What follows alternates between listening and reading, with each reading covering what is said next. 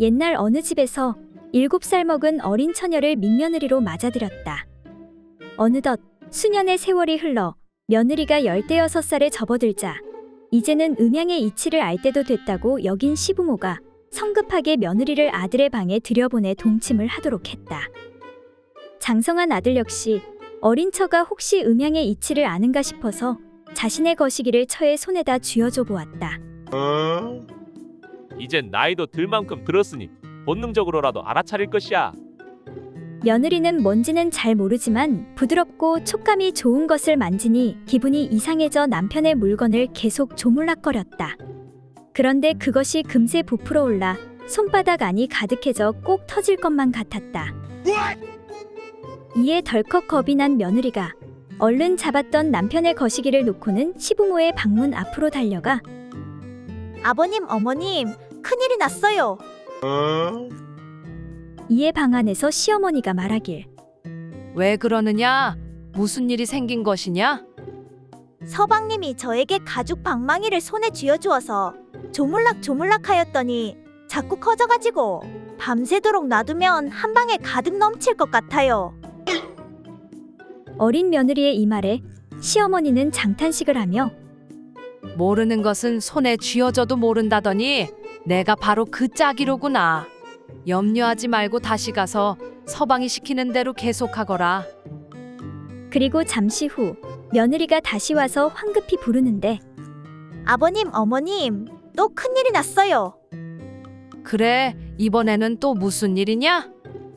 어머님 말대로 가죽 방망이를 계속 조물락 하였더니 갑자기 눈물을 흘리면서 껐덕껐덕 인사를 해요.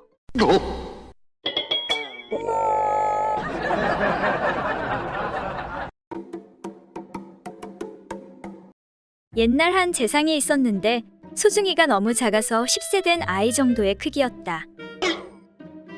그래서 재상은 늘 이 문제에 대해 고민하고 있었는데 다행히도 그 부인은 모든 남자들의 소중이가 다 그 정도려니 생각하고 별로 관심을 갖지 않았다. 그런데 하루는 임금의 행차가 마침 그 재상집 앞길을 지나가게 되었다.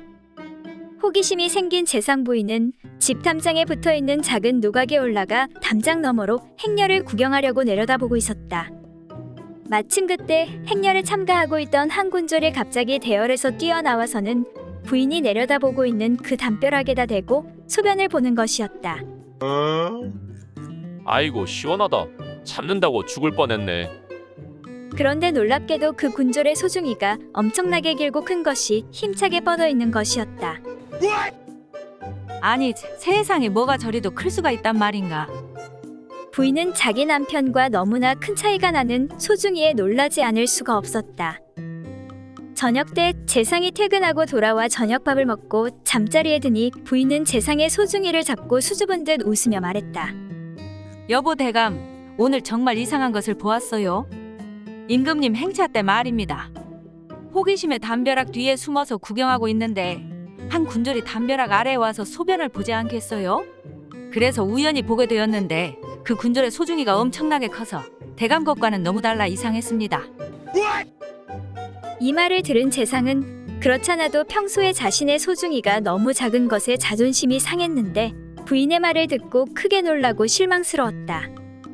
그러나 재상은 위기를 넘겨야 한다는 생각에 시치미를 딱 대고 이렇게 둘러댔다. 아, 부인. 혹시 그 군졸이 얼굴이 좀 검고 수염이 나고 몸집이 크고 무섭게 생겼지요? 재상은 대강 보편적인 군졸의 모습을 가지고 말했다. 맞아요. 그런 것 같아요. 이에 부인이 그렇다고 대답하니 재상은 손뼉을 치며 거짓말을 하기 시작했다. 그 군졸은 소중이가 너무 비정상적으로 커서 모두가 잘 알고 있는 사람이요. 소중이가 너무 크다 보니 여자들이 그와 혼인했다가 아파서 모두 도망가 지금껏 호라비로 늙어가고 있다고 하더이다. 부인, 보통의 경우 그렇게 큰 소중이를 가진 남자는 없답니다. 이에 부인이 수긍하며 말했다. 그렇겠지요. 대감 것이 새끼손가락만한데 특별히 다르겠어요? 이렇게 재상은 거짓말로 위기를 넘길 수 있었다.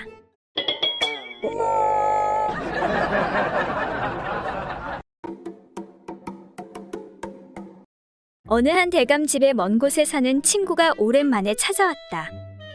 이에 주인 대감이 반갑게 맞이하고 사랑해서 큰 소리로 여종을 불러 이렇게 일렀다. 얘야, 이리 오너라.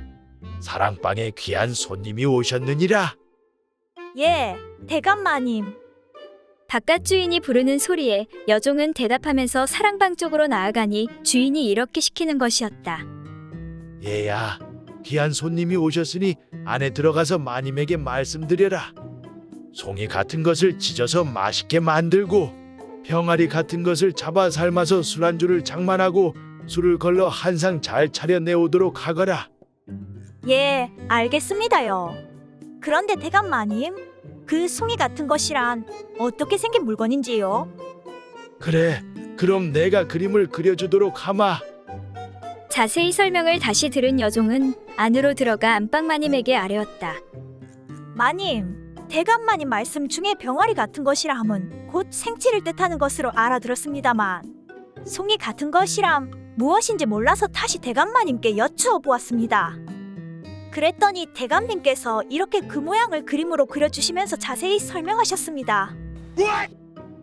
그런데 마님, 그 모양이 꼭 남자의 그것처럼 생겨서 부끄러워 어쩔 줄을 몰랐습니다. 이렇게 생긴 음식도 있는지요?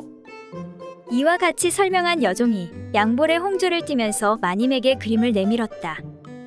그림을 받아든 안방마님이 깔깔대고 웃으면서 애야, 어르신께서 이 그림을 그릴 때 바지 속을 들여다보고 그리지 않았니? 빳빳한 것이 어찌 이렇게도 크기와 모양이 어르신 것과 똑같이 닮았을꼬? 그 말을 들은 여종이 말했다. 마님, 제가 보기에는 대감마님 것보다는 도련님 것과 더 닮았는데요.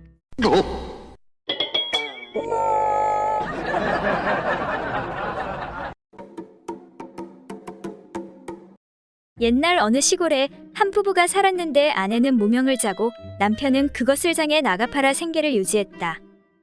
그런데 이 남편은 하루라도 술을 입에 대지 못하면 견딜 수 없는 주정뱅이여서 무명 판돈이 나만 할 리가 없었다. 아이쿠, 내가 못 살아. 이 인간 또 빈손으로 왔네. 술에 취해 빈손으로 집에 돌아온 남편을 향해 아내는 진저리를 쳤다.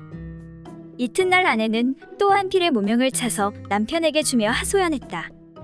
오늘은 제발 술 좀 마시지 말아요. 돈이 생길 때마다 죄다 술을 마셔버리면 대체 뭘로 살란 말이오? 알았어. 알았다고. 대답을 마친 사내는 무명을 들고 시장으로 가 곧 제값을 받아 잘 팔았다. 하지만 단골 주막을 모른 채하고 그냥 지나칠 수가 없었다. 이거 어떻게 하면 좋지? 바로 그때 한 가지 묘안이 떠올랐다. 그래, 바로 이거야. 남편은 곧장 주막으로 직행하여 외상으로 술을 진탕 마셨다. 그런 다음 무명 판돈을 허리에 차고 자기의 거시기를 끈으로 묶어 뒤쪽으로 붙이고 집에 돌아왔다. 집에 들어가면서부터 걸음걸이가 엉망인 남편을 아내가 가만둘 리 없었다. 아이쿠, 저 인간 또 퍼마셨구나. 내가 못 살아. 내 그렇게 다짐을 두었건만 또 무명 판돈으로 술을 마셔? 아내의 바가지가 극에 달할 즈음 남편은 허리에 찬 돈꾸러미를 내놓으며 헛기침을 했다. 술을 누가 먹었다고 이 소라뇨? 무명 판도는 여기다 있는데. 아내가 놀라는 얼굴로 물었다. 아니, 그럼 술은 무슨 돈으로 마셨어? 남편이 말했다. 임자도 알지만 술이 계집보다 좋은 내가 주막을 그냥 지나칠 수가 있어야지. 하지만 어쩌겠는가, 자네 등살에 무명 판돈을 쓸 수도 없고 그래서 하는 수 없이 하는 수 없이 뭐요? 자네가 밤마다 찾는 내 거시기를 떼어서 둔양에 전당 잡혀놓고 마셨소. 그 말에 아내의 안색이 파랗게 변하며 아니, 그게 대체 무슨 소리여? 거시기를 빼서 전당 잡히다니 어디 좀 봅시다. 남편의 말이 의심쩍은 아내가 남편의 중심부를 만져보았지만 아무것도 잡히지 않는 것이었다. 아이고, 이 인간아, 이게 도대체 무슨 짓이요? 빨리 가서 찾아오지 못하겠소. 하며 5냥을 내놓았다. 둔양이면 되는데 5냥씩이나. 남편이 의아해하며 중얼거리자 아내가 톡 쏘며 말했다. 혹시 전당포에 더 큰 것이 있거든 그걸로 찾아오세요.